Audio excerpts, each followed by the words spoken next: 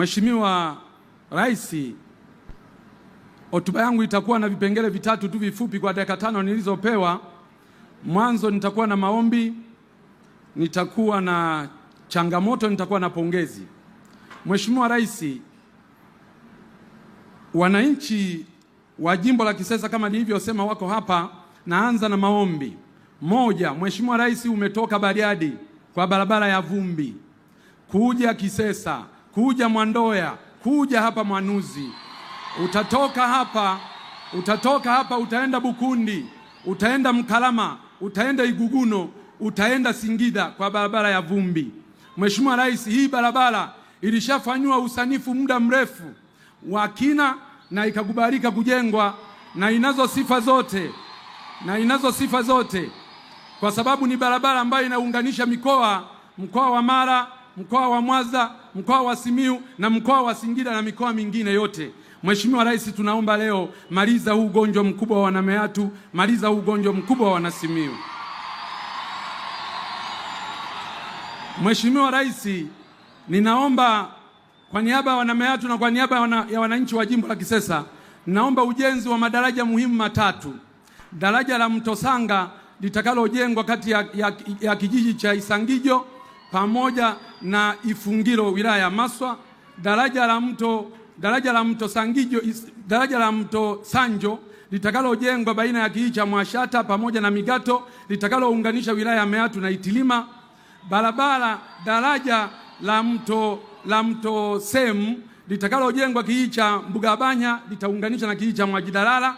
Madaraja haya 3, Mheshimiwa Rais, ni muhimu sana kwa uchumi wa wananchi hawa na ndio maana unashuhudia hizo shangwe zinazopigwa. Mheshimiwa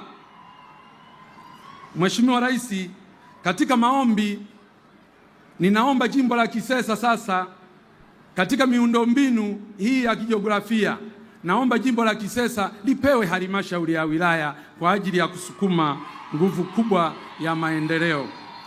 Mheshimiwa Rais, lakini jambo jingine ni hospitali, kituo cha afya cha Mwandoya. Kwa jiografia hii unavyoiona, naomba kituo kile cha afya kiwe hospitali teule.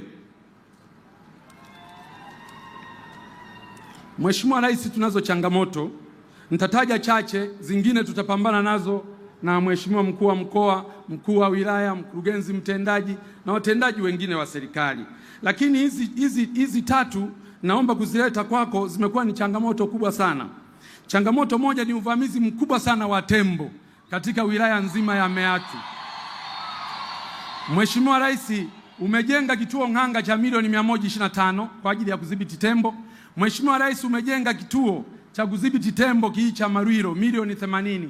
Mheshimiwa Rais, kimeweka kituo pale Mbugabanya kwa ajili ya kudhibiti tembo, lakini kutokana na wingi huu wa tembo bado wanaua watu, tembo bado wanamaliza mazao ya wananchi yakiwa shambani na majumbani. Tatizo la tembo ni kubwa kwa wananchi hawa. Ombi kubwa Mheshimiwa Rais, kwa sababu uliridhia fedha zije na vituo vifunguliwe, tunaomba nguvu kubwa ya fedha kwa ajili ya kutekeleza mikakati tuliyoianzisha baina ya TAWA, halmashauri kwa ajili ya kupambana na hawa wanyama pori. Jambo la pili ni wafugaji wetu ambao walishashinda kesi mahakamani baada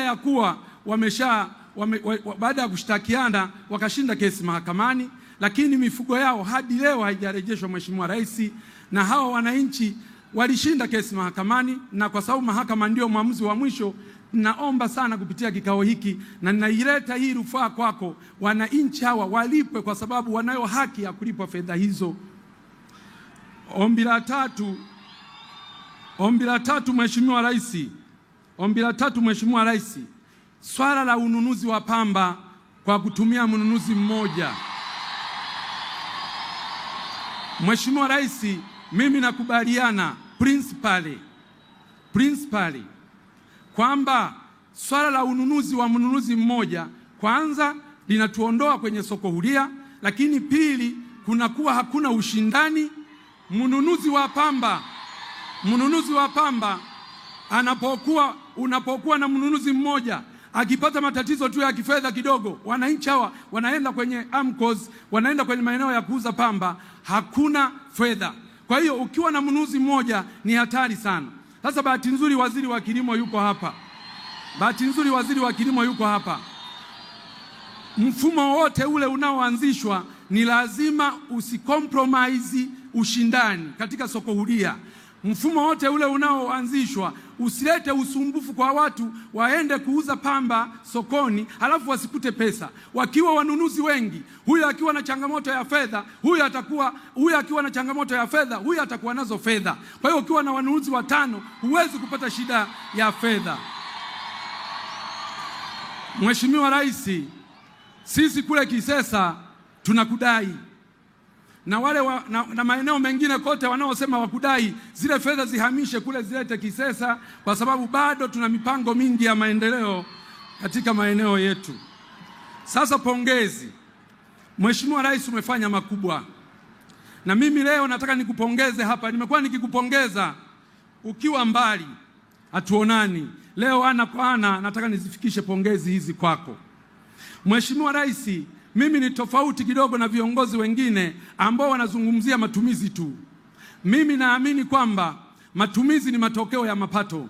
Mheshimiwa Rais, nakupongeza sana ulipoamua kuunda tume ya Rais ya maboresho ya kodi.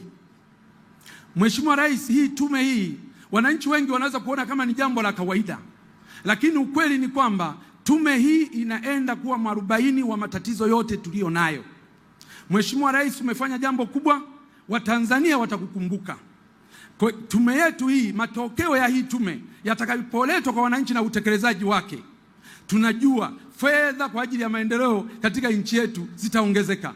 Mapato yanayokusanywa leo, mimi na hapa Mpina, mapato yanayokusanywa leo na TRA pamoja na taasisi zingine za serikali yataongezeka mara 2 au zaidi.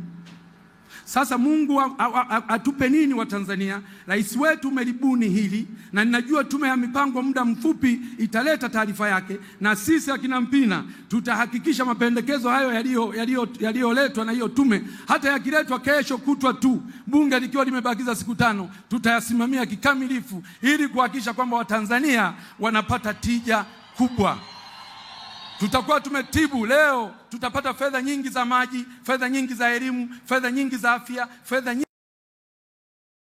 nyingi za kila mahala. Lakini Mheshimiwa Rais, wanawake wenzako katika